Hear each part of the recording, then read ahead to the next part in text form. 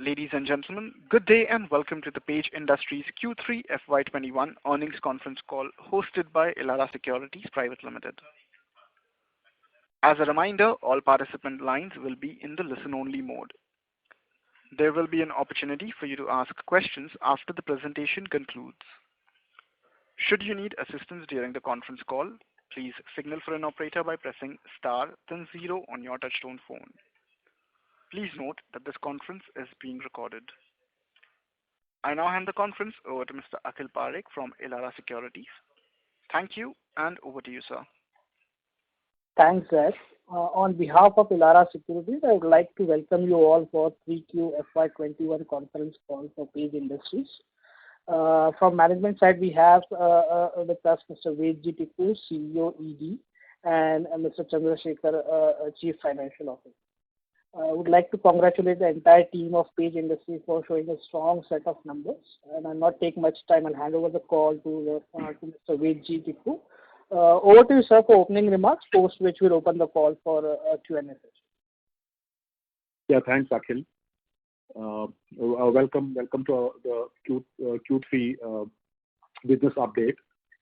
Our revenues for the Q3 financial 21 grew by 17% year on year and 25% sequentially quarter on quarter, aided by a very strong festive demand and of course the gradual lifting of the lockdown also helped, which helped us to increase the footfalls in our stores. Business has recovered well, and we are obviously have grown over the previous year. Our volume in the same period grew by 10% year on year and 22% sequentially. Retail stores, on the retail store front, more than 95% of our MBOs, multi-brand outlets, are all functional now. All our EBOs, 100% of them are open, and more than 93% of our large format stores have also reopened. E-commerce continues to be robust during this time. Our manufacturing and warehousing facilities have returned to complete normalcy. Our outlook for the market, the sales trends which have been on an increasing trend since August continues into quarter 3 as well. So we have seen a growth trend through month on month starting the month of August till the December end, and it continues.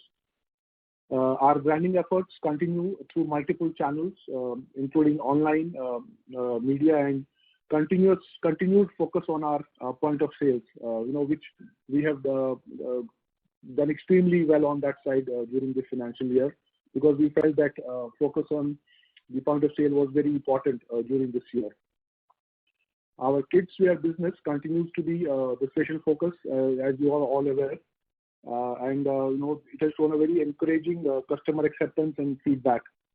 We now have 28 EBOs, which are exclusive brand outlets that are exclusive for our junior business. We now also have 192 Jockey Juniors specific channel partners across 174 cities, managed by a strong sales team of 150 people. We continue to expand our depth within the existing market geography, as well as strengthening distribution in markets which are witnessing expansion of mature retail formats. Jockey is present throughout India in 2,890 plus cities and towns. We see a great potential in the rural tier 3 and 4 cities as well. We are strengthening our distribution network in a phased manner in these markets, which have a good potential and opportunity going forward. We will continue our focused approach on our core businesses, which is the men's innerwear, women's innerwear, athleisure for both men and women, socks and towel. And we are quite confident of maintaining growth going forward. So now with that, I would request Mr. Chandrasekhar to update you with the financials. Good evening, everyone. Welcome to the Q3 FY21 earnings call for Page Industries. As we have seen the numbers, there's some volume growth by about 10% in Q3. The revenues are 9,271 million, and the revenues have grown by about 17% compared to the same period last year. The 9-month revenues are 19,522 million.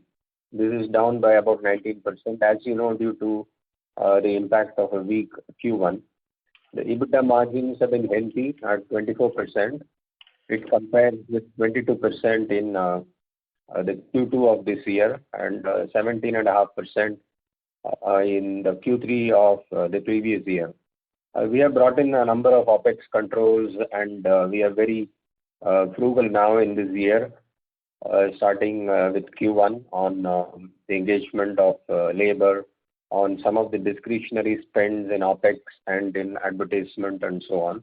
And that is the main reason, apart from the very healthy top line for the EBITDA margins of this quarter.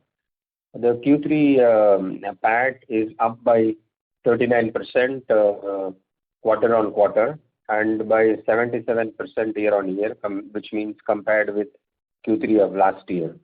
So we have achieved an all-time high revenue this quarter in history of 9,271 million and a PAT of 1,537 million. The PAT margin is at 17%. The 9-month PAT is 2,250 million, which is about 28% below that of last year. We have put in place a number of controls on working capital, budget controls, and so on. So the cash and cash equivalent has further increased this quarter by about 23% to 4,941 million. And this has come about because of better management of inventories and so on. The net working capital, though, has increased to 5,518 million. It was 4,579 million in March 2020. The inventory has reduced, but then the cash equivalent is up by almost 3,770 million.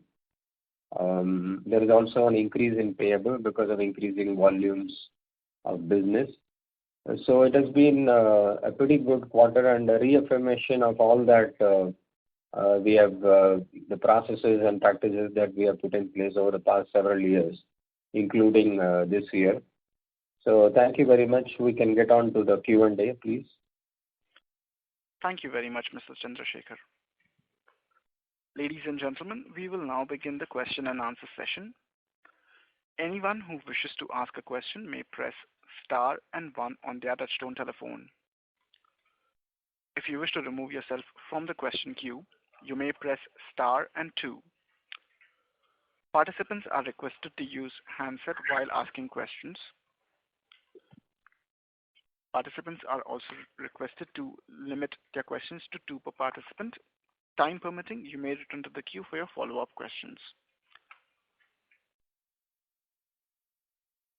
We will wait for a moment while the question queue assembles.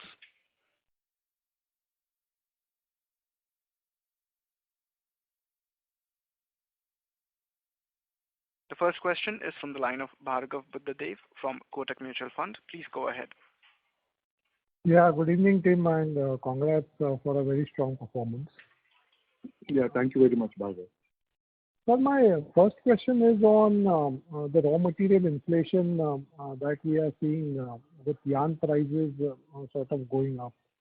So in terms of our pricing, have you taken any pricing actions to sort of pass on those yarn prices? So Bhargav, if you remember, even in the last meeting, I had emphasized on this. So there is a tendency of the yarn prices going up towards the end of the calendar year because that's the end of the crop season. And then by the time the new crop comes somewhere in around Feb, the prices start to come down again. Having said that, yes, this year has been a slightly, the price increases have been slightly more than the averages what we have witnessed in the previous years. But it's completely under control, and we have budgeted this increase in our overall budgets. Okay, so we have taken price hikes to sort of pass on this inflation. Is that understanding correct? Or we had taken some correction in last year, August, if you remember. Yes. And that's we have taken into consideration this increase as well. And So after- need be, if once we have go to the next financial year, we generally take one price increase every year. Okay. So we'll be looking at all these prices probably next couple of months and take an appropriate call with the price increase. Understood. Secondly, sir, our understanding is that in kids we've already crossed about 150 odd crores. Is that understanding correct? And essentially, is it fair to say that we are trying to place our kids even with women MBOs, given that typically women customers are the ones who buy kids clothes as well? Yeah, you're right. That is the because we also noticed that as you rightly mentioned, it's generally the mother who buys for the kids. So it made a lot of sense for us to have Jockey Junior selling also from those stores. We also have many stores which are Jockey Junior stores by themselves who sell only for kids. As I also said in my opening remarks, we also have 28 EBOs and we have another 20 in the pipeline which we are working on. So we also have pushed ourselves and we have reached 174 cities already with the junior business. So yes, it's a formidable business going forward, and we are giving it all it requires during these formative years, because we know this is going to be a very large business in the next few years.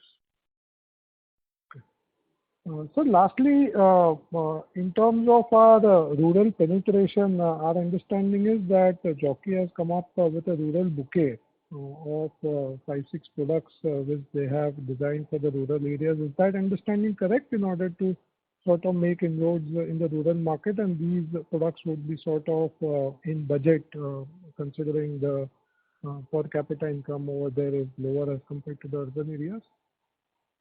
Yes, you're right. So basically we are getting into the tier 4 and at the rural side.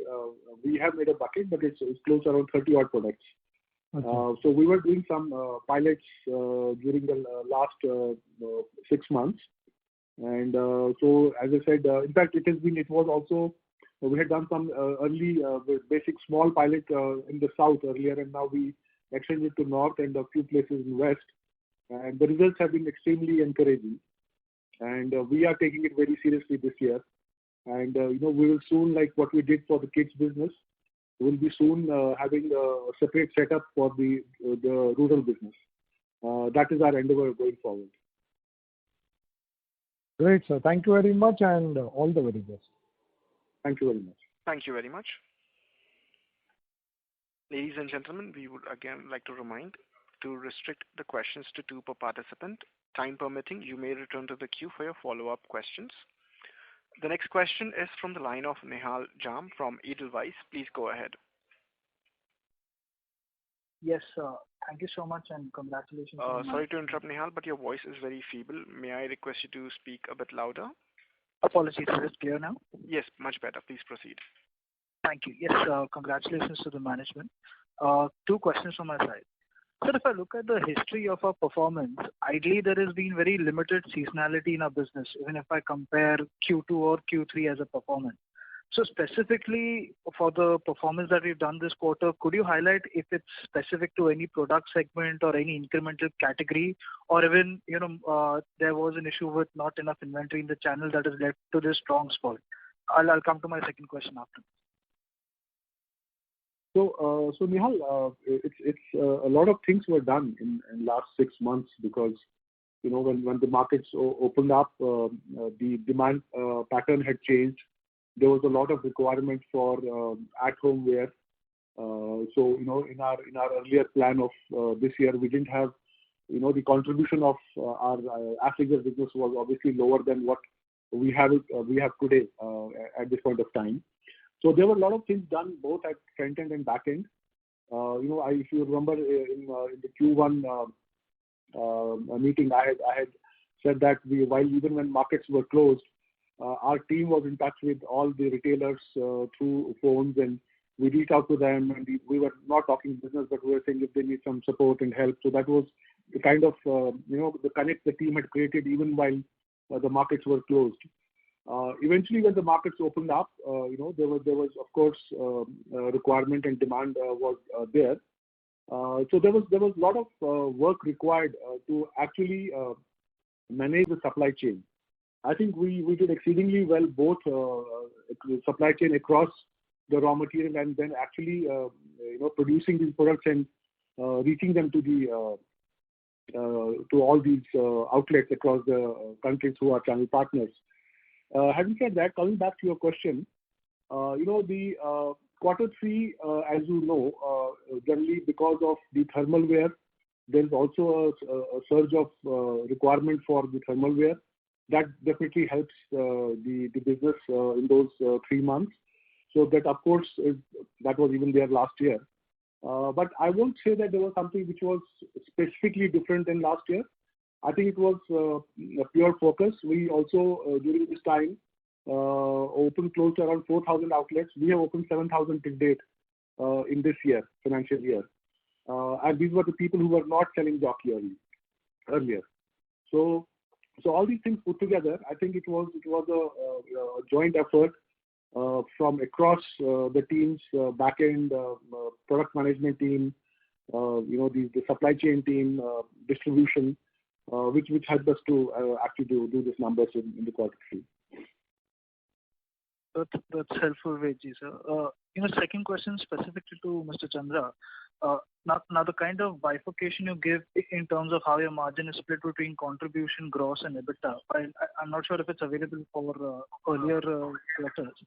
But could you specifically highlight what has led to improvement in each of these three segments as you look at it? I would assume the price hike you've taken in August would be one of the components, but just the fact that whether it is across contribution or gross margin, there has been an improvement. So if you could just give a little more detail on that, and I'll be done from my side. Thanks, Nihal. As far as specific increase is concerned, yes, the price increase is one of the factors. The material cost has been strong, meaning that it is not a reason for any of the higher contribution. But then we have the labor cost absorption has been better, particularly because of the high sales. Similarly, we look at the other, if you're talking gross margin, then the other manufacturing costs, which include power and other variable costs and manufacturing units, as a percentage of sales has been better. So these primarily account for the better gross margins and so also the contribution. But I see that the increase is less than commensurate with the increase in the top line. So is it efficiency primarily, or? It is big factor is efficiency. For example, the labor cost is now 7.8% of revenues in Q3, as against about 8.5% in the same period last year. The manufacturing overheads are about 3.6%, as against 4.5% in the same period last year. So one, better absorption, and of course better efficiencies on the shop floor have led to these strong margins. Absolutely. So thank you so much, sir. I'll come back in the queue and wish you all. Yeah, thanks. Thank you very much. Next question is from the line of Arnab Mitra from Credit Suisse. Please go ahead. Yeah, hi, and congratulations on a very strong performance. My first question was on the overall growth. Have you seen any difference in the EBO growth that you're clocking in your own EBOs versus overall growth? And why I'm asking the question is, again, because you opened a lot of new outlets, was there some extra primary-led restocking in the revenue growth, or are the EBO trends almost similar to the overall growth? Arnab, as I explained to Nihal earlier, so there was this is a very sort of a collective effort from a lot of sites which has led to these numbers. We increased the number of stores, which I said the MBO has increased in this first 9 months. We have increased close to 7,000 outlets on the MBO side, which were buying jockey for the first time. we have added EBOs, which is like, we are close around 80 new EBOs have opened during this time. So they have added to the sales. And of course, the upsell of the athleisure business, which also has helped in higher revenues, because obviously the ASPs of our athleisure is almost 2 to 3 times our innerwear. So all these things put together has helped us to arrive at this number. Yeah, and just the like-to-like growth in the EBOs, is that also keeping at strong levels? Just wanted to check that from a retail offtake point of view. Yes, it is. We have a positive growth on like-to-like as well. Sure. And my last question was to on the margin. See, your historical margin range has been more in that 21% range. And this quarter is obviously much higher at 24. Other expenses have dropped a lot YOY, other operating expenses. So just wanted a sense of how much of this savings is sustainable, how much do you think are expenses which will come back? Would you want to reinvest this additional margin for growth, and therefore we should see more, going ahead your historical range of 21-22% rather than the 24? Yeah, thanks for that question. The 22% is around the norm that we price post inflation and OPEX and all that. But of course, this quarter has been special due to while the OPEX controls are already in place, the volumes have taken off. But then a lot of the discretionary spend has been cut down.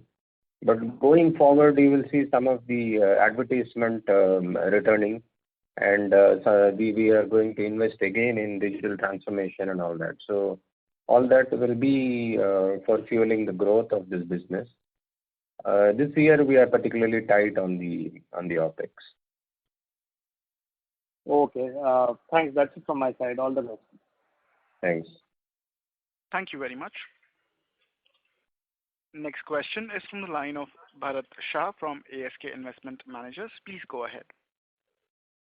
No, I didn't have any question to ask. I just wanted to make a point that finally all the many efforts, either in supply chain, product portfolio, distribution, team, technology, cost factors, and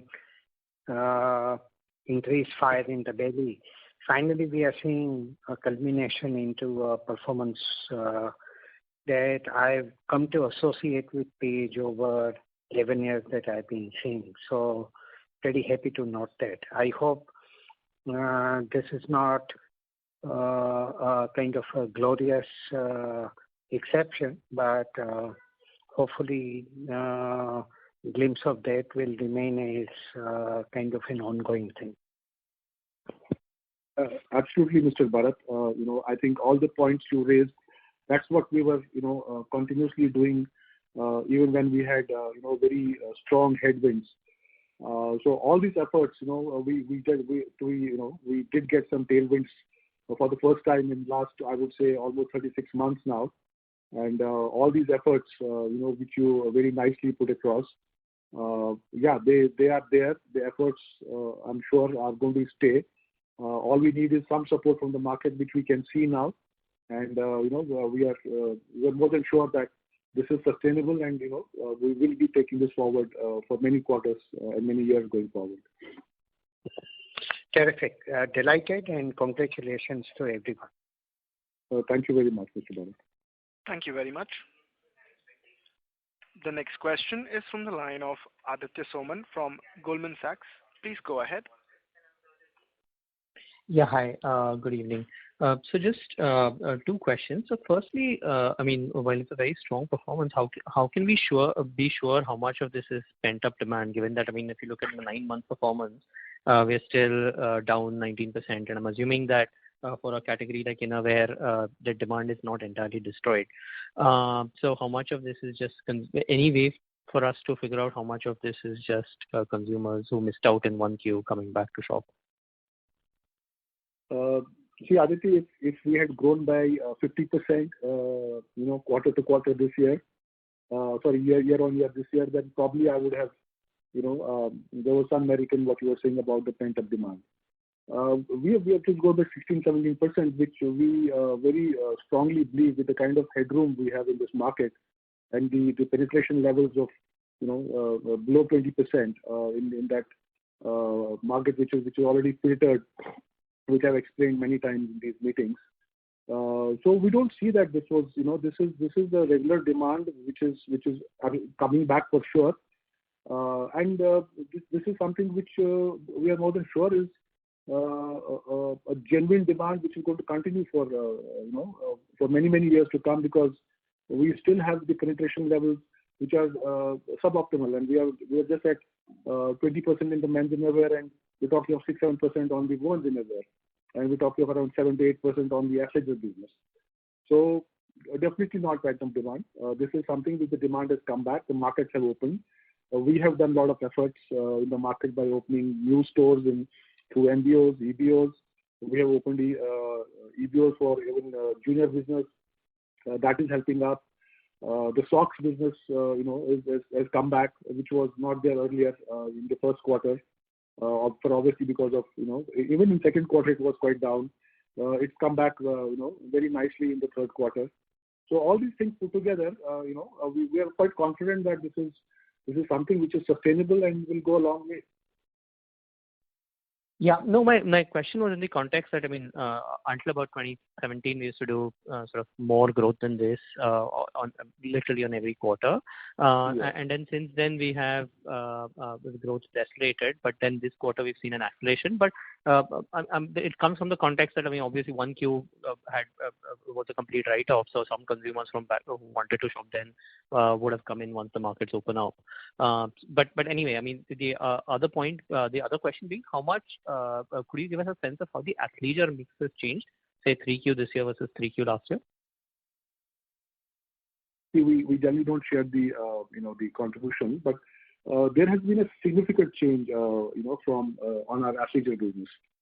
We have a double-digit growth at a very high level on the athleisure growth on the athleisure volume business, because I think that's something which has been the which will go a long way for Page, because I think that's been the silver lining I would say in this of the whole year, that there's been a huge trial of athleisure, and all these people who tried our athleisure for the first time have found a product which is a quality product, value for money, and for sure they're going to stick to this and get back. And we have seen in the past that the stickiness of our brand is very, very high. Once consumers have used our products, they have definitely come back. So we see this as this will be a very advantageous to us in the coming financial year and thereafter, because the athleisure business is something which is a very, very large contributor. It's almost coming close to our men's business. So that is the kind of contribution in the business what the athleisure business is showing. So I hope that answers your question. Yeah, it does. The reason I asked this was, just to understand how much the growth would be in men's innerwear or women's innerwear for the quarter. Yeah, we would not be generally sharing that for reasons because of the competitive nature. We have been sort of not sharing it at segment level. Sorry, but both would be in growth, right? Yes. Okay, that's fine. Sorry, you mean the athleisure business? No. Men's and women's innerwear, would have seen growth, right, year-over-year? So the women's innerwear and athleisure are in high double-digit growth. Our men's innerwear is still slightly lower. It's not grown. Understand. Very clear. Thank you. Yeah. Thank you very much. The next question is from the line of Avi Mehta from Macquarie. Please go ahead. Hi, sir. Just two questions from me. One, I want to understand the reason for the increase in commissions this year. Have we increased dealer level commissions, or is it more to do with mix? And so the other bookkeeping question was, you typically take a price increase in Jan. So is that something that you're not going to do this time? I'm sorry, I missed from your earlier comments. I thought that you don't feel the need for a price increase. So I just wanted to clarify that part. Yeah. So sorry, Avi, what commission are you talking about? I didn't get that first part. Sir, the rebates and commissions that we give out, has that increased this year? No, absolutely not. They are the same. So okay, I'm not sure. I picked that up, so I thought maybe. Yeah, no. So our distribution margins, our channel partner margins, they continue to be the same what they were. Mm-hmm. Okay. And okay. And so the price increase bit, I'm just wanted to kind of revisit your comment. So we generally take a price revision depending on the input costs. So currently we are covered. We don't have any plans to do it immediately. But post this financial year is done, we'll be definitely looking into although we have already budgeted what kind of percentage increase is required if it's required. So a call will be taken towards the end of this financial year, which should sustain us for the next financial year. Currently, whatever we did in last year, August, is good enough for us. Oh, okay. So what we did in August is enough. So we take a typical price increase starting Jan, right, sir? Or no, there is nothing like that, sir? No, you're right. We used to, many years back, it used to be like we used to only do it in the last quarter every year. Yeah. But since things changed, this was a different year.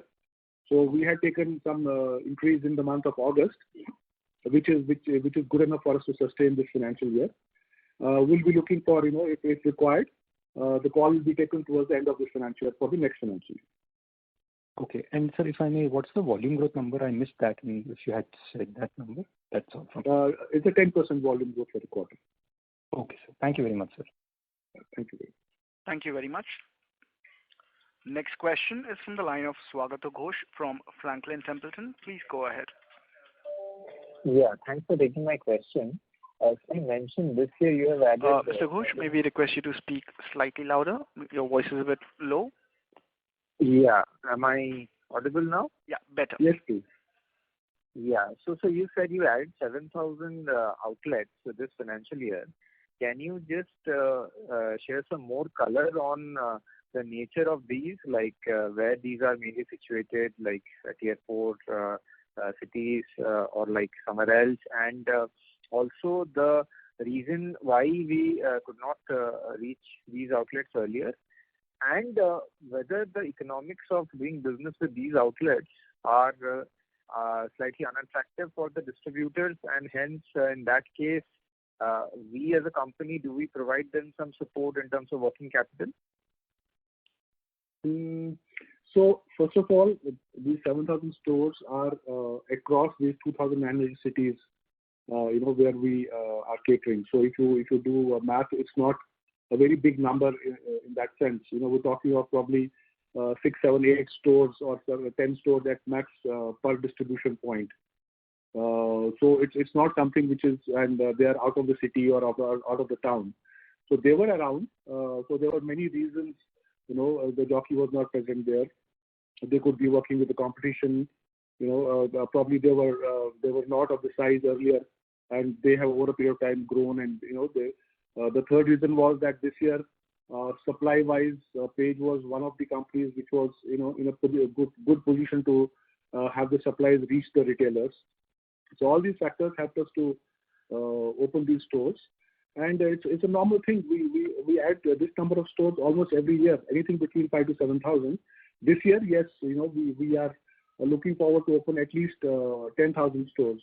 By the time we close this year, that was the target we set ourselves, and we already have done 7. So I'm confident that we will be opening those around 10,000 new stores by the end of this year. And there is no cost. There is no cost, additional cost for the distributor which we need to support them with. Okay. It's only additional business for them. Okay, fair enough. And sir, I'm also trying to just reconcile the two comments that you made. One is on the EBO like-to-like growth. You said we had a positive growth, but on the men's innerwear we have not grown. So yes. I'm just trying to reconcile these two comments. No, so men's innerwear, is a large chunk of our business. So the athleisure business, as I said, is a very high double-digit growth. And EBOs It's a mix of both. So keeping that in mind, the EBOs have grown. The like-to-like growth has been there in the EBOs.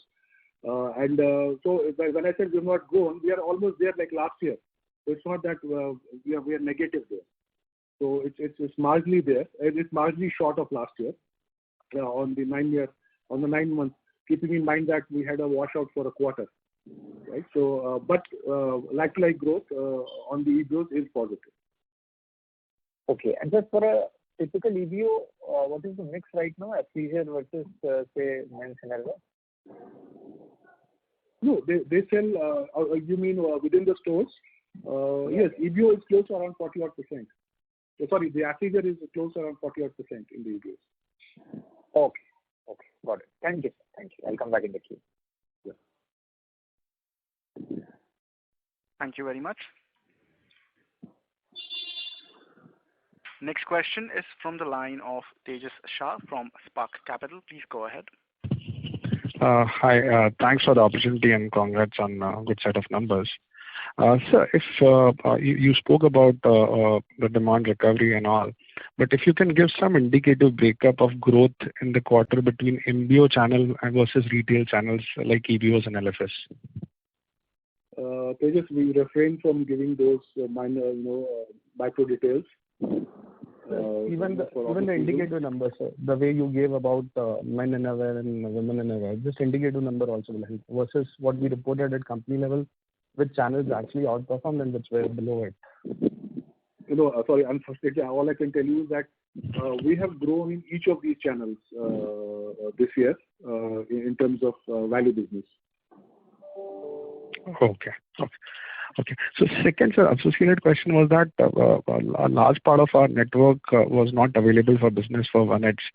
And if we just have to dissect the pent-up demand parts from the actual recovery, so the network which was available throughout One Edge, are we seeing healthy growth in that channel as well or that network as well? So see, all our networks were open from quarter two itself. It was only the extent they were open. For example, our EBOs were almost 80% by the time we were in the mid-August had already opened. It was the MBOs, which was slightly on the lower side, obviously because there were lockdowns and there were a lot of areas which had not opened up, which are almost 95% open now, as of quarter three closing. So there was not a specific segment which had not opened and which has opened now. So they had opened across. It was only it had opened. The cross section had opened, but it was the number of stores within each of these verticals, which was the question earlier, which is no more. So everything is almost 100% open now. Sure. And so lastly, if you can give A-spend growth YOY for the quarter and 9 months for the... Sorry, can you please speak loudly, please? Sorry, I didn't Sir, A&P spend growth YOY and for the quarter and 9 months. That's all from my side. The advertising and marketing promotion growth you're saying? Yes, sir. Yeah, so we had taken a obvious cut during this year, as compared to the previous years, and so we whatever was budgeted for this year, we have spent that amount for the year, and so generally our spend used to be somewhere between 4 to 5%, 4 to 4.5%, so which was year on year for all these years, which we had obviously cut to almost half this year. And going back to 21, I think that should be back to whatever we require for our ASP budgets. Sure. That's all from my side. All the best. Thank you. Next question is from the line of Jaykumar Doshi from Kotak. Please go ahead. Hi, thanks for the opportunity. You did talk a little bit about the benefit you saw in athleisure space due to new trials and increasing penetration. How frequent is repeat sales? At what point of time will you get a better understanding of how much of that trials or new customers have been are sticky, permanent, and any quantitative data that you can give terms of, which can help us appreciate the success or, how you've benefited better? So generally, it is between 4 to 6 months where you are able to see the repeat sales of any product in our category.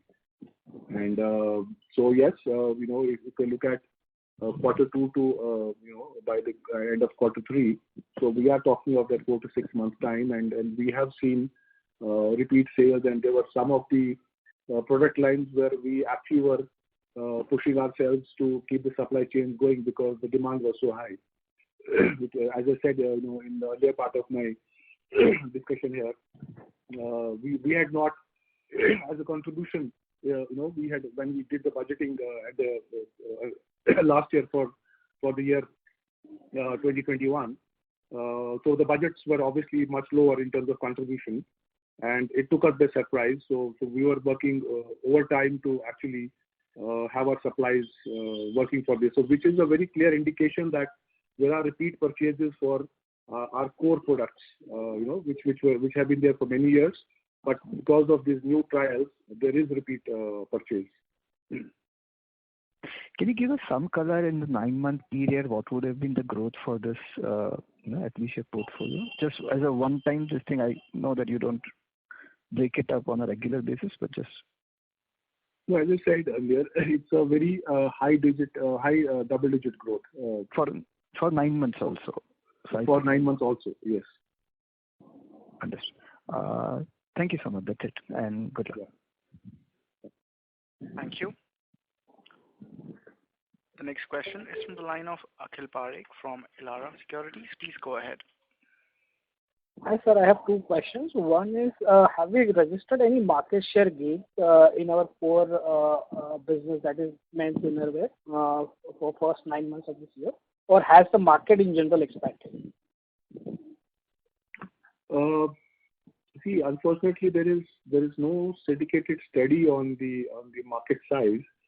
So as we have been discussing it in the past also, so we have done our we have our own method of understanding the market and what our penetration levels are. So we have taken a few studies which were done at various levels, and one of them was the BCG report, which helped us to understand the Indian market, and keeping in mind the number of people which are available out there to buy a product like Jockey. So our assumption is there is 150 million or 15 crore men and women. So obviously 50%, 7.5 crore men and 7.5 crore women who are our target audience. So that's what we look at, our audience. And our understanding is that we have huge headrooms. On the men's side, we still have 19 to 20% penetration levels, and 5 to 6% on the women's side. But that has not changed. It still continues to be the same even at these these values. Also from the fact that the market itself is ballooning and growing year on year. So that's what is the best estimate we have here, Akhil. The question I was asking was because we have seen in other categories, right, where the market shares have moved from smaller / unorganized player to a bigger player. Has that happened in our category? I think that's a broader question. That's what I'm saying. It's difficult to say that because there is no market study as such on the on the market share for our category of business in our industry. So it's more of a estimate which we make on our own through some other studies which have been done in the past, and then we are able to collate these numbers. Unfortunately, there is no syndicated study on the market share in innerwear industry. Oh, sure. And just one more from my side, capex guidance for next year. Sorry, what was that? What is the capex guidance for next year, FY22? Yeah, Casey, you would like to take that?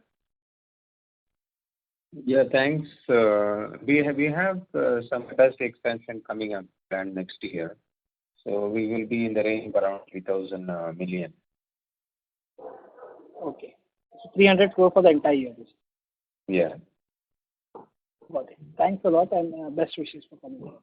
Thank you. Thank you. The next question is from the line of Arpit Shah from Stallion Assets. Please go ahead. Yeah. Hi. I just wanted to understand, we heard a lot of shortages in the urban area. So was it due to the growth in the... Hello? Arpit, your voice is not clear. Yeah. We just heard a lot of shortages in the urban areas in the men's underwear. Was it due to the growth of athleisure? No, they're two different lines. So they're manufactured at separate places. So it's nothing to do with the growth of athleisure. Yes, as I said, the demand was slightly higher than what we had decided to start with. But by the time we're talking now in the month of January, we are almost there. Our stock days are improving, and it's on the basically it's a matter of another 1 month, and we'll be at normal levels in terms of our supply chain for men's innerwear. That has been a little issue for the last 2 to 3 months. And did I hear it correctly that the athleisure revenue contribution and the men's innerwear contribution was the same for this quarter? No, I didn't say the same. I said it's almost catching up to the men's innerwear, in terms of revenue. And given that most of the offices and everything is opening up currently, would you be able to maintain the base for the next year quarter for athleisure? I very strongly believe, I have been asked this question from probably 50 quarters, and I have repeated yes, and we have all the time proved it right. So I hope we'll prove it right in coming quarters as well. Okay. And what will be the sustainability of this EBITDA margin going forward, around 24%? 24%, but we pitch for around 22% minimum quarter on quarter. Sometimes all the quarters volumes are not equal. There is a variation in terms of margin, mainly due to the labor absorption and overhead absorption. At the same time, the raw material prices do fluctuate. As Vegi was explaining, towards the end of the calendar year, the yarn prices look up and then they gradually come down. So on a whole annual basis, our is always maintain 22% EBITDA margins are better. And can you throw some light on the rural areas product that you are planning up onto? Yeah, so as I was explaining earlier, we did some pilots in last almost I would say 18 months now. So we lost that 1 quarter in between, which was the first quarter of this year. These pilots were done in the rural sites across the zones, north, south, west, and even one part of east. And the results were very encouraging.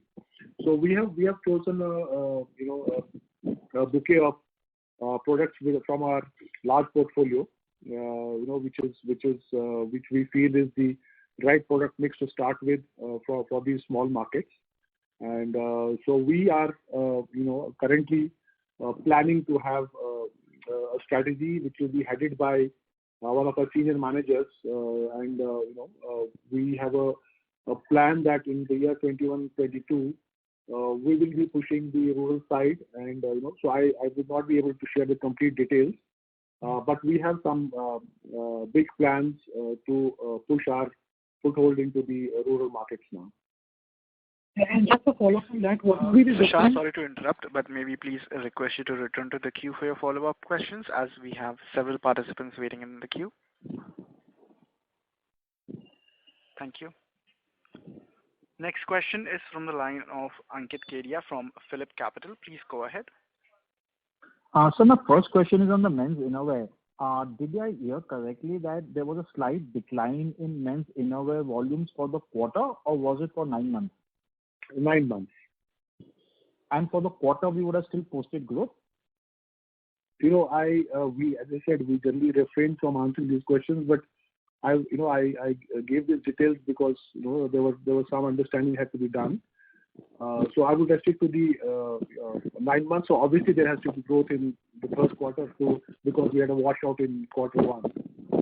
to be almost at par for the year at quarter 9 for 9 months year on year. So yes, there is we are also the fact that this is the largest volume what we sell. So that also we kept in mind. We are just a shade below the average. Sorry, there's a lot of disturbance. Can't hear you. So I've done that, sir. You may proceed. Sure. So I think I heard in the past that, for 9 months, obviously, we would have seen a decline, given that the company level, we have seen a 19% decline. So the number which you said was for quarter 3, because Athleisure would have grown by high double digit. Yeah. And so going forward next year, do you think this growth in Athleisure is sustainable? Or we might see some correction and demand slowdown wherein your innerwear business takes, a growth trajectory? No, innerwear and outerwear are 2 different products and they have 2 different usages. So there is no way that an innerwear can eat into the outerwear or vice versa. The requirement of both these garments is very different. So I don't see that that's going to have any impact on either of them. Coming back to your other question of sustainability of the growth of Athleisure, I would say definitely yes, because the kind of trials which have been generated this year will only help the cause there. Sure. That's helpful, sir. Thank you. Thanks. Thank you. Next question is from the line of Amir Gupta from IIFL. Please go ahead. Hi, sir, and thanks for taking my question. Congrats on a very good set of numbers. Most of the questions have been answered, so I'll probably ask a more strategic kind of a question, sir. So, this e-commerce, we have also seen the fruits of consumers adopting more of this channel in the COVID times, and this is across categories. But what's your take? At least in your core urban markets, where the salience of e-commerce is growing, and there are so many premium and foreign players now which can enter and access this market. Probably they don't need to build the kind of distribution that you have built because of the flexibilities offered by this channel. So do you think of this as a threat? This is more like a thought sharing exercise, sir. No, I appreciate your thought. It's not that we don't think about this or we don't discuss this internally. See, we also have a very strong e-commerce wing, right? Where we have our own shop, which is jockey.in. Then we have we sell outright to all the biggies of the e-commerce world. We also sell through marketplace through all these guys. So it's not that we are not available on that side. So if somebody is going to go to the internet to buy a pair of innerwear or any athleisure products, it's not that we are not available there. We are there. And when it comes to value for money and the pricing of the products, the quality of the products, we are up there. So it's not that somebody else can come from nowhere and produce a product which is much more superior than us at half the price of us and take over the market. I don't believe it will work like that. It takes many years. It took us 2.5 decades to arrive at this value proposition, create this kind of a quality product, and the aura and the marketing around the brand of so many years. It just doesn't vanish overnight. Then the kind of presence we have offline, which in turn helps the online business as well, because we are talking of attaining 1,000 EBOs very shortly. Probably in another 6 to 8 months, we should be having 1,000 EBOs, which is just second to Bata in the entire apparel and footwear world for a single brand. So that's the kind of reach this brand has. While we can look at the e-commerce business, as a threat, But we see that as an opportunity because we are available there, and we have all the products which we sell offline available online, and as I explained, we sell through all these players who are selling the other brands from their portals. Appreciate the detailed answer, sir. Thanks, and all the best. Thank you very much. Thank you. Next question is from the line of Ashish Kanodia from Ambit Capital. Please go ahead. Thank you for the opportunity, sir. Sir, in your opening remarks, you made a comment that there was a month-on-month growth trend since October till December. And if I heard it correctly, the trend has continued during the January. So can you confirm that? And second thing is, when I look at your men's innerwear, not recovering back to 100%, we have already, added almost 10 to 12% stores. So that could have also given you some growth, right? So what kind of, delay in your recovery in the men's innerwear, given it's more essential in nature? So question number one, yes, I confirm what I said. We had a sequential growth from August month onwards till the end of Q3. That's been continuously happening. We have grown more than the previous month as a percentage from August onwards. The second part of your question, sorry, I missed out. The second part of the question was? So the second part was that, we have already also had a 10 to 12% footprint in terms of, retail outlets, and yet we have not been able to recover. So what's kind of driving a delay in recovery in men's? No, the only thing is we have to understand here the base of our men's innerwear is the largest in terms of volume, right? So it obviously, because when we lost one full quarter of a very large base, it's not very easy to come out of it in just 6 months. But by the time we close this year, I'm sure that we should be in a much better position on demand innerwear also. Sure. And second question, so sir, on the first question, I think I missed your comment. Has the growth trend continued in January as well? I should not be commenting on January. Yes, it is till December. It has been consistently growing. Sure. Okay. That's all from my side, sir. Thank you. Yeah, thanks. Thank you very much. Due to time constraints, that was our last question for today. I now hand the conference over to Mr. Akhil Parekh for closing remarks. Over to you. Thanks, Zed. On behalf of Elara Securities, I would like to thank everyone, and especially the management of Page Industries for answering all the questions very patiently.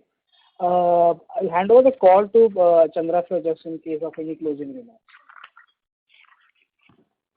Thank you very much, everyone. It's a well-participated conference as usual, and also we learn a lot from you equally as we share about Page Industries. Q3 has been good, and we hope the good times will continue. But thank you very much. Have a good day. Yeah, thanks everyone. Thank you very much, members of management. Ladies and gentlemen, on behalf of Elara Securities, that concludes today's conference call. Thank you all for joining us, and you may now disconnect your lines.